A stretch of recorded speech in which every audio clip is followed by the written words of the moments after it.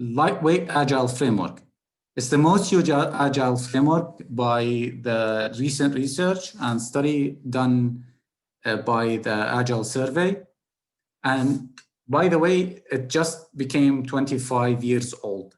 So if someone says it's new, it's not new, and they've been improving it. We're going to talk about the theory and values. We're going to talk about the team and roles. We're going to talk about events, and we're going to talk about the artifacts. What's the Scrum theory? It's a complex and adaptive system. Basically, it needs to work for you to be transparent and inspect your work and the way you do work and adapt. بدك تكون واضح وتتأكد من شغلك دايما وتتأقلم معه. And we need to uphold 5 values for Scrum to work. Commitment, focus, openness, respect, and courage. So if you can do Scrum, the artifacts, you can do a lot of things, but if these values are not there, you cannot work really well. The story. Someone comes in and he says, I have a great product idea. You know, someone else is like, I'll help the team. Great, yeah, we'll go about it. There is a product owner.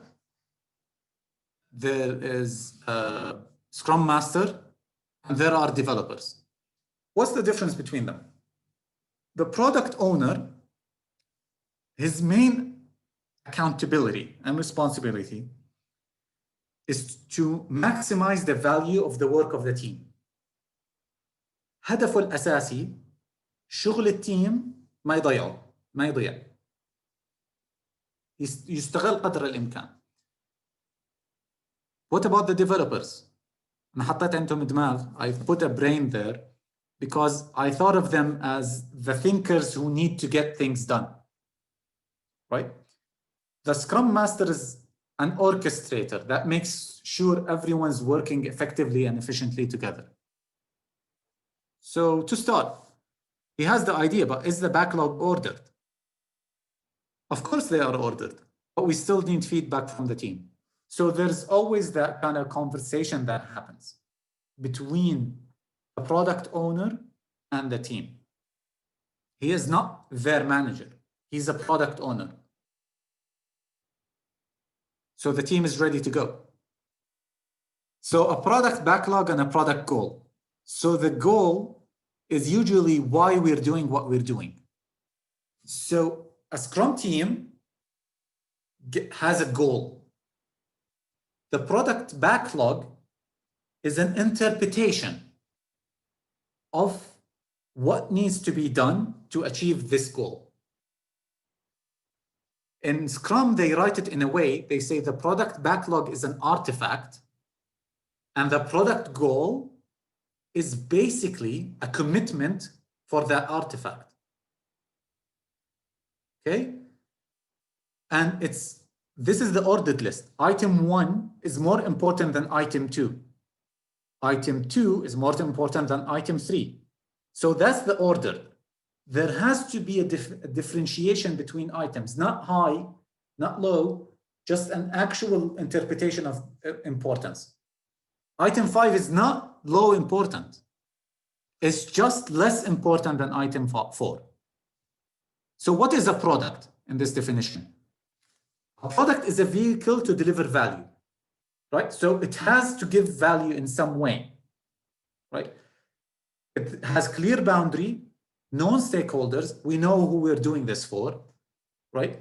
So not only we're doing it for, we know who impact this product, and we know who is a well-defined user for this product. It can be a service or a physical product or something even more abstract.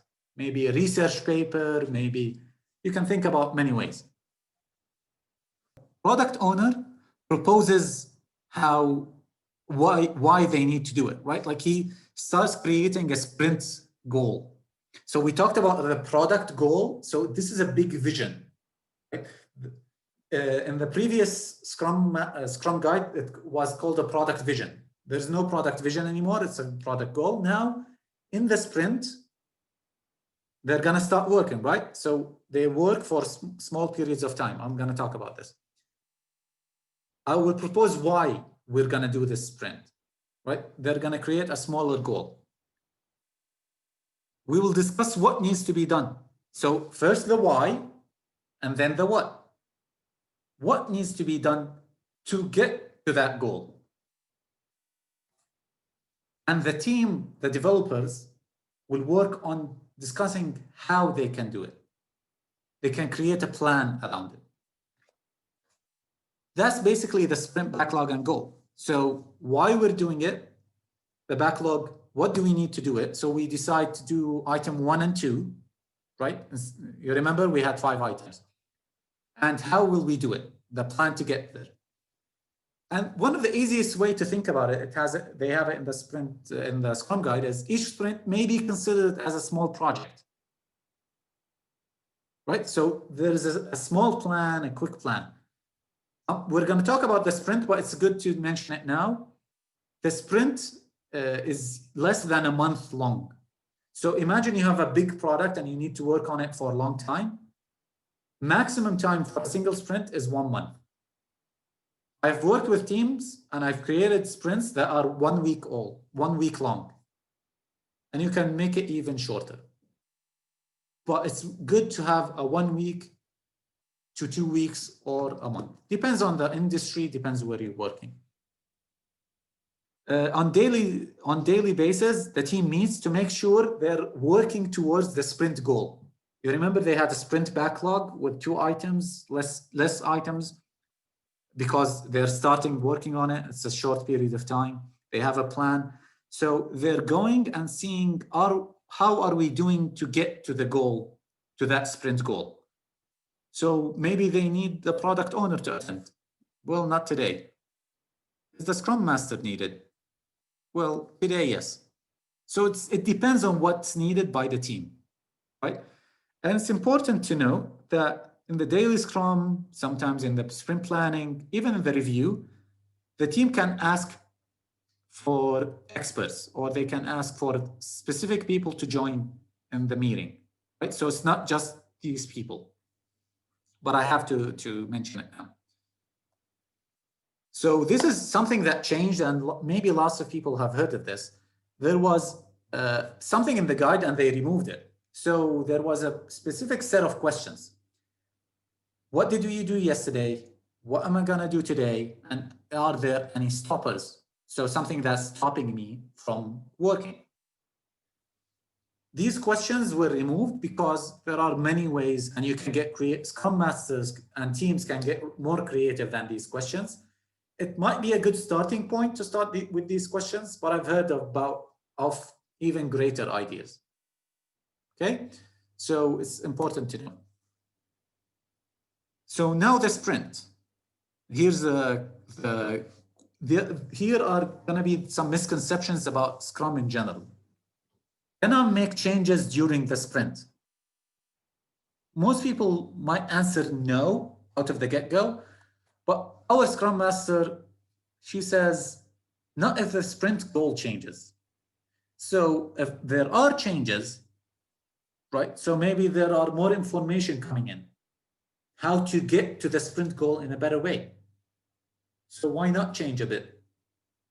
But it doesn't change the sprint goal itself. So the core of the sprint of that 2 weeks or that week or that month is to achieve that goal. So if there's something that's going to change that, then no. Okay. So another question.